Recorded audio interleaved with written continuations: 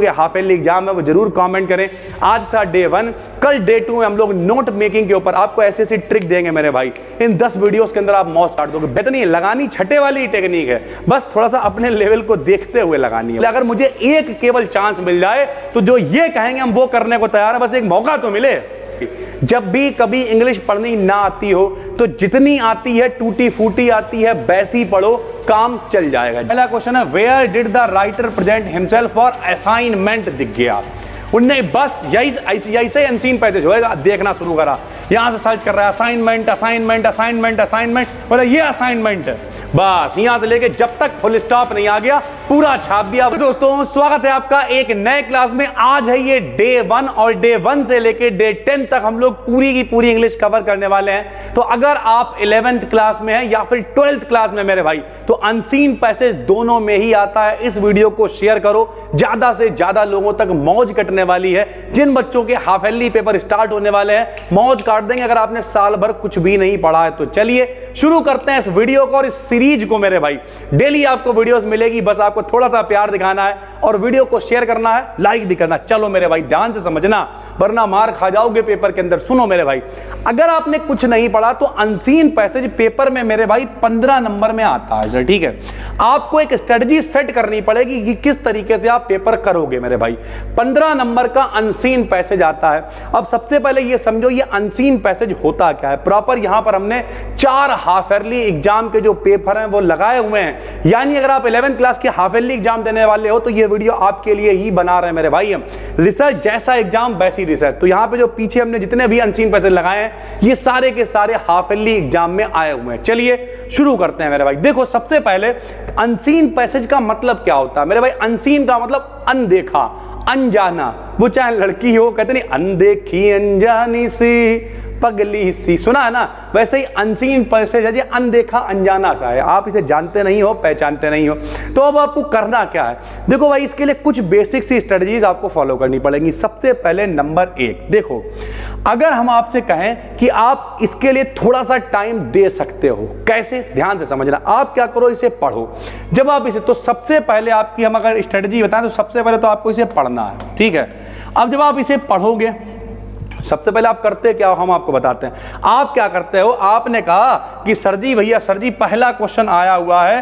पहला क्वेश्चन है, where did the writer present himself for assignment? दिख गया उनने, बस यही से अनसीन पैसेज होएगा। देखना शुरू करा, यहां से सर्च कर रहा है असाइनमेंट असाइनमेंट असाइनमेंट असाइनमेंट, बोला ये असाइनमेंट है। बस यहां से लेके जब तक फुल स्टॉप नहीं आ गया पूरा छाप दिया, बोले यही आंसर है। मेरे भाई ये टेक्निक ठीक है, 6ठे 7वें 8वें क्लास में ये टेक्निक चल जाती है, लेकिन अभी आप 11th क्लास में थोड़ा सा टेक्निक में सुधार की जरूरत है। तो सबसे पहले आप 3-4 बातें समझ लो मेरे भाई। सबसे पहले जो पहली बात है कि आप क्या करते हो, आप मेरे भाई पढ़ते हो असाइनमेंट, यानी पहले आप क्वेश्चन पढ़ते हो और फिर इसमें ढूंढना शुरू कर देते हो। इससे अच्छा आप पता क्या करो, इससे अच्छा पहले आप इसे एक बार पढ़ लो। पढ़ने का मतलब होता है पूरा डिटेल में नहीं पढ़ना, एक बार देख लो। और अगर देख लिया आपने तो आपका काम हो गया। जैसे सबसे पहले आपने क्या करा, इसे देख लिया। देख लेने के बाद दूसरा काम क्या करना है, अपनी लैंग्वेज में लिखना है। अपनी लैंग्वेज में लिखने का मतलब क्या होता है, जैसे यहां लिखा हुआ है आई प्रेजेंटेड माई सेल्फ, मैंने अपने आप को प्रस्तुत किया। ये कौन कह रहा है, ये राइटर कह रहा है जो बता रहा है हम लोगों को। लेकिन जब हम लोग लिखेंगे तो हम ये थोड़ी लिखेंगे आई प्रेजेंटेड माई सेल्फ, हमने थोड़ी प्रस्तुत करा है, राइटर है। तो हम लोग क्या कहेंगे, द राइटर प्रेजेंटेड हिमसेल्फ। समझ गए, यानी आई की जगह पे हम लोग द राइटर लगा देंगे। क्यों द राइटर लगा देंगे, क्योंकि ये बात राइटर कह रहा है हम लोग। अब अगर आप ऐसे ही उतार दोगे आई प्रेजेंटेड, तो ये तो मतलब हो गया कि बच्चे ने असाइनमेंट देखा, यहां से यहां तक उतार दिया, तो आपको 3 नंबर के क्वेश्चन में 1-1.5 नंबर ही मिलेगा मेरे भाई। तो अब ये होता क्या, 15 नंबर का ये कैसे आता है जरा ये भी दिखा देते हैं, फिर हम इस पे आते हैं। देखो 15 नंबर का ये आता है, जैसे 3 नंबर का पहले क्वेश्चन आता है, फिर 3 का और 3 का और 3 का और 3 का और। इसमें से जो आखिरी के 2 क्वेश्चन होते हैं ये वोकैब्स होते हैं। इससे आपसे सिनोनिम्स पूछेगा, एंटोनिम्स पूछेगा आपसे, ठीक है, इस तरीके की चीजें आपसे पूछेगा। और ऊपर 2-3 क्वेश्चन पूछ लेगा। बहुत आराम से आप कर पाओगे। ये सिनोनिम एंटोनिम कैसे लिखने, अगर आपको मीनिंग नहीं आते हैं वो भी हम इस वीडियो में समझाएंगे। देखो भाई तो सबसे पहले तो हमने क्या करा, इसकी हिंदी पढ़ी। अब कुछ लोग कहेंगे कि सर जी अगर हमें हिंदी ही आती होती तो फिर हमें इतना बड़ा हम अंग्रेज क्यों बनते। तो हम यहां पर आपको इसकी हिंदी भी पढ़ के दिखाते हैं, ध्यान से सुनना। जैसे मेरे भाई हम यहां से पढ़ना शुरू करेंगे, सुनो।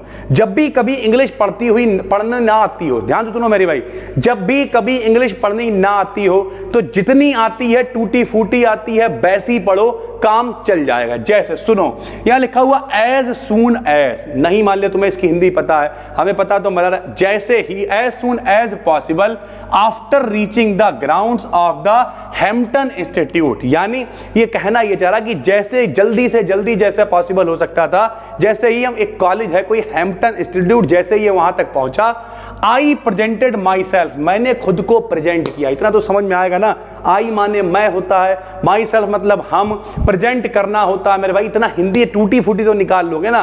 तो मैंने खुद को प्रेजेंट किया, प्रस्तुत किया नहीं है, कोई बात नहीं, बिफोर द हेड टीचर, यानी इतना समझ में आ रहा है कि वहां जो मास्टर वगैरह हैं, जो हेड टीचर वगैरह, उनके सामने राइटर ने खुद को प्रपोज किया, खुद को प्रस्तुत किया है, खुद को प्रकट करा है मेरे भाई, खुद को प्रेजेंट कर दिया है। For assignment to a class, यानी क्लास के असाइनमेंट के लिए। कुछ लोग कहेंगे सर जी मैं असाइनमेंट की हिंदी नहीं आती। अरे मत निकालो भाई, असाइनमेंट मोटा मोटा अंदाजा लगाएं क्या, कोई भी काम उसका, अब इसका सिनोनिम बताओ, जॉब लिख सकते हो, प्रोजेक्ट लिख सकते हो, कुछ भी लिख दो, क्या फर्क पड़ता है अगर नहीं आता है तो। फिर आगे पढ़िए, having being so long without proper food, अब वो बहुत लंबी जगह से आ रहा था तो इतना तो समझ में आ रहा, सो लॉन्ग नहीं समझ में आ रहा, कोई बात नहीं, ये तो समझ में आ रहा ना, विदाउट प्रॉपर फूड यानी सही से उसे खाने को नहीं मिला था। अब बात नहाया नहीं था, चेंज ऑफ क्लोथिंग, कपड़े नहीं बदले थे उसने। I did not of course make a very favourable impression upon her, यानी वो कह रहा है कि हमने इतने दिनों से खाया नहीं था, कपड़े नहीं बदले थे, कुछ करा नहीं था, तो जब हम टीचर के सामने गए तो टीचर के सामने हम अच्छा इंप्रेशन डाल ही नहीं पाए। असलियत में ये कहानी कहां से ली गई है, माई स्ट्रगल फॉर एन एजुकेशन, पहले एक चैप्टर हुआ करता था, अब हम आपको ये बताया दे रहे ताकि आपको मोटा मोटा एक अंदाजा लग जाए इस कहानी का। तो उसमें क्या होता है, राइटर बहुत मेहनत करके एडमिशन लेने जाता है, और जब वो एडमिशन लेने जाता है तो बहुत गंदा हो चुका होता है, यात्रा करके, ठीक है, लिफ्ट लेके, पैदल जाके, जैसे तैसे करके सो सवा के पुल के नीचे पहुंचता है। और जब वो बहुत गंदा हो चुका होता है तो वो सोचता है अब हम क्या करें, अच्छा इंप्रेशन नहीं पड़ता है, प्रिंसिपल भी कोई इंटरेस्ट नहीं दिखाती है उसका एडमिशन लेने में। फिर वो उससे कहती है पुराना कमरा पड़ा उसे साफ करो, वो उससे कमरा साफ करवाती। वो मेरे भाई कहते नहीं, बेंच पड़ी होती तो बेंच के नीचे जो थोड़ी सी जगह होती है उसे भी हटा हटा के साफ करता है, इतने डेडिकेशन, मतलब एडमिशन कराना है। जब प्रिंसिपल आती हैं वो आश्चर्यचकित रह जाती हैं और कहते हैं बेटा तुम हकदार हो, तुम पढ़ाई करो मेरे भाई। तो इस तरीके की ये कहानी है। अब देखिए क्या कहता है, आई मतलब कोई हम बहुत अच्छा इंप्रेशन उस पर नहीं डाल पाए, बता रहा I could see at once that there were doubts in her mind about the wisdom of admitting one as a student वगैरह। उसके दिमाग में बहुत सारे जो है डाउट चलने लगे कि हमें वो एज अ स्टूडेंट एडमिट करे भी कि ना करे। एक तो कोई बच्चा घिनौना सा, देखो ये हम लोगों की मेंटेलिटी होती है, सामने जो जैसा दिख जाए। तो अब यहां पर आपको करना है, जितनी हिंदी निकाल सकते हो उतनी हिंदी निकालो मेरे भाई, ठीक है। उसके बाद और मान लिया यही वाला हाफ अर्ली में आ गया तो चांदी कट जाएगी, 3-4 जो हमने यहाँ पे आपको दे रखे हैं, ठीक है। For some time she did not refuse to admit me, ठीक है, उसने थोड़ी देर मना नहीं किया। Neither she did not decide in my favour, ना उसने मेरी तरफ ध्यान दिया ना ही उसने हमें मना करा, मतलब बाकी स्टूडेंट को देखती रही होगी, हमारी तरफ देखा ही नहीं।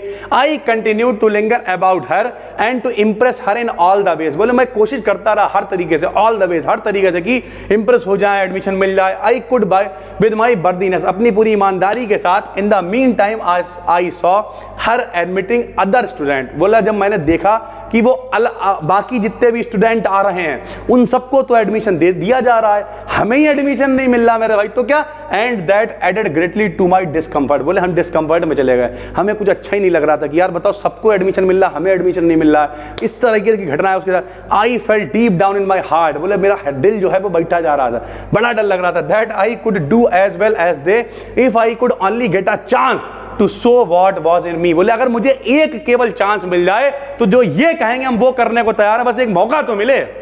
और इस तरीके से ये पैराग्राफ है। अब मान लिया आपको इतनी मान डिटेल में आप हिंदी नहीं निकाल पाते तो एक मोटी मोटी हिंदी निकालने की कोशिश करो। फिर क्या करो जरा सुनना मेरे भाई। जैसे पहला क्वेश्चन है, where did the writer present himself for assignment to a class, यानी अब आपको समझ में आ गया होगा जो राइटर है, जो लेखक है, उसने अपने आप को कहां प्रेजेंट किया मेरे भाई एडमिशन के लिए। तो बताओ, अभी हमने ऊपर कहानी पढ़ी है, कहां प्रेजेंट किया बताओ। उसने अपने आप को प्रेजेंट करा मैडम के सामने।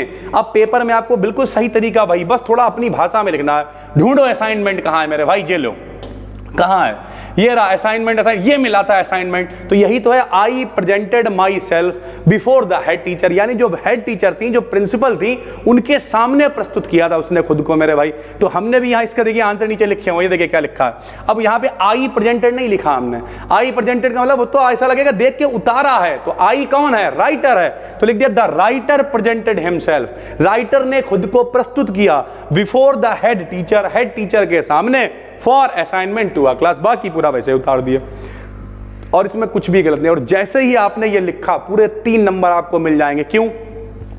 क्योंकि देखेगा कॉपी चेक करा दे, वाह कितना बढ़िया बच्चे ने अपनी लैंग्वेज में लिखा हो। आपने अपनी लैंग्वेज में क्या करा? खाली द राइटर लगा दिया, बाकी वैसे पूरा करना वही है। कहते नहीं लगानी छठे वाली टेक्निक है, बस थोड़ा सा अपने लेवल को देखते हुए लगानी है भाई, ठीक है। उसके बाद अब देखो दूसरा क्वेश्चन क्या है, वाई कुड ही नॉट। एक चीज और भी, जब आपको, अब बहुत बच्चे होंगे जिन्हें इंग्लिश लिखने नहीं आती होगी, हमने कई बार कहा पास्ट इंडेफिनिट का इस्तेमाल करना सीख लो। पास्ट इंडेफिनिट क्या होता है? सब्जेक्ट वर्ब की सेकंड फॉर्म ऑब्जेक्ट। अगर 10 कमेंट इस वीडियो के नीचे होते हैं तो हम पास्ट इंडेफिनिट पे पूरी एक डिटेल वीडियो लेके आएंगे, जिसमें हम आपको बताएंगे कैसे लॉन्ग क्वेश्चन लिखा जाएगा, कैसे शॉर्ट लिखा जाएगा, कैसे स्टोरी बनाई जाएगी, सब कुछ उस वीडियो में, एक वीडियो में कवर हो जाएगा। तो इस वीडियो के नीचे कमेंट करना और वीडियो को शेयर करो मेरे भाई, ठीक है। दूसरा देखिए, why could he not leave a good impression, वो क्यों एक अच्छा इंप्रेशन नहीं छोड़ सका on the head teacher, teacher के ऊपर। तो हम लोगों को पता है, अभी हम लोगों ने देखा हुआ, तो फटाफट से हम वहीं पे पहुंच गए। कहां पहुंच गए? आई देखिए यहाँ पे, यहाँ ये देखिए, I saw her admitting other students, ये नहीं है, कहां पे है? ढूंढो मेरे भाई। अभी हम लोगों ने देखा था कि अच्छा इंप्रेशन नहीं डाल पाया, क्यों? क्योंकि मेरे भाई वो बहुत दिनों से कपड़े वपड़े नहीं बदले थे, खाना नहीं खाया था। तो देखिए यहीं कहीं पे है एडमिटिंग और ये सारी चीजें हैं। I continued refuse admitting about her to impress her. ढूंढिए मेरे भाई, ढूंढिए। इन द मीन टाइम, ऐसा आई सा यहाँ कहीं पे नहीं है, ऊपर ही होगा सर, ठीक है।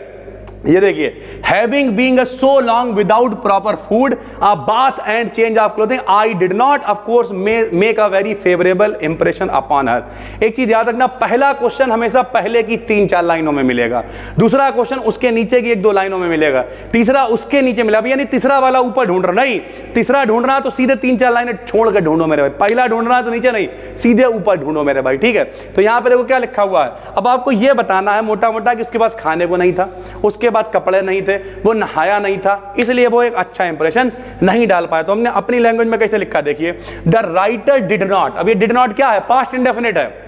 The writer did not make a good impression, यानी वो एक अच्छा इंप्रेशन नहीं जमा सकता था ऑन द हेड टीचर, यानी प्रिंसिपल को। क्यों? बिकॉज, अब बिकॉज लगा के लिखेंगे, ही हैड नॉट। जब किसी के पास कोई चीज होती है, कहते नहीं है आई हैव अ कार, मेरे पास एक कार है, हैज, हैव, हैड। कक्षा 1-2 में जब हम लोग गैया पे निबंध लिखते हैं, उसमें बताया जाता है शी हैज 4 लेग, उसके पास 4 टांगे होती हैं, हैज हैव लगाते हैं। तो अगर पास्ट में हो, था, है, तो हैज हैव, था तो हैड लगा दो मेरे भाई। तो क्या लिखा? बिकॉज मतलब क्योंकि he had not eaten for days, यानी कई दिनों से उसने खाया नहीं था, and had not taken a bath, और बहुत दिनों से उसके पास वो नहाया नहीं था मेरे भाई, ठीक। Also he had not change his cloth for long, बहुत लंबे समय से उसने अपने कपड़े भी चेंज नहीं करे थे मेरे भाई, ठीक है। उसके बाद अगला क्वेश्चन क्या है देखो मेरे भाई, अगला क्वेश्चन क्या है? अगला क्वेश्चन है what added greatly to the discomfort to the writer. ये भी ऊपर पढ़ा हुआ है कि किस चीज ने उसे डिस्कम्फर्ट में डाल दिया। तो आप तो चाहो पैराग्राफ ना भी पढ़ो, अपने आप लिख सकते हो कि भैया बाकी बच्चों का एडमिशन हो रहा था, उसका एडमिशन नहीं हो रहा था, इसने उसे डिस्कम्फर्ट में डाल दिया मेरे भाई। तो यही लिख दिया हमने यहाँ पे, क्या? व्हेन राइटर सॉ, बिल्कुल वैसे उतार दिया, जब राइटर ने देखा teacher admitting other student, he was in discomfort, सीधे सीधे लिख दिया। जब उसने देखा कि टीचर जो, ये देखिए यहीं पे था सर, ठीक है। I saw her admitting other student, तो अब आई सॉ नहीं लिखना, आप क्या लिख? आई मतलब क्या? राइटर, और राइटर भी नहीं लिखना, राइटर सॉ क्या बोले? जब राइटर, तो व्हेन राइटर सॉ, व्हेन माने जब, राइटर सॉ हर या writer saw teacher admitting other student, other students को लेते हुए देखा, वो कहे में चला गया? ही वॉज इन डिस्कम्फर्ट, यानी वो डिस्कम्फर्ट में चला गया भाई, सीधी सी बात है। उसके बाद अगला क्वेश्चन क्या है? Right the antonyms of the. अब इसके लिए आपको पैराग्राफ की जरूरत नहीं पड़ेगी, आखिरी के 2 क्वेश्चन वोकैब्स वाले होंगे और 6 नंबर फ्री में दे के जाएंगे मेरे भाई, 15 नंबर पक्के हो जाएंगे अगर आप इस तरीके की अप्रोच को फॉलो करते हो मेरे भाई, ठीक है। तो right the antonyms of the word discomfort, discomfort का आपको एंटोनेम यानी विलोम शब्द लिखना है। तो डिस्कम्फर्ट मतलब क्या होता है? डिस्कम्फर्ट मतलब क्या होता है बताओ? परेशानी में जाना, दुखी हो जाना, ठीक है। उसका उल्टा क्या होगा? आराम मेरे भाई, सीधी सी बात। और डिस्कम्फर्ट का क्या हो जाएगा, कंफर्ट। हर आदमी चाहता है उसे कंफर्ट मिले, कंफर्ट जोन में पड़ा रहे। जैसे अभी हमने इससे पहले की वीडियो है मतलब पूरा लाइव कराया, घंटे का, थक गए क्योंकि आज पूरा संडे है, सुबह से मचे हुए हैं, कंफर्ट में चले गए, नीचे हवा में बैठ गए। फिर क्या है, समझाया खुद को, बोले चलो भैया हाफ ईयरली पेपर आ रहे हैं, वरना भुगतेंगे, बच्चे भी तुम भी भुगतोगे, तो चलो भाई आ गए। तो डिस्कम्फर्ट का उल्टा क्या हो गया, कंफर्ट हो गया, ठीक।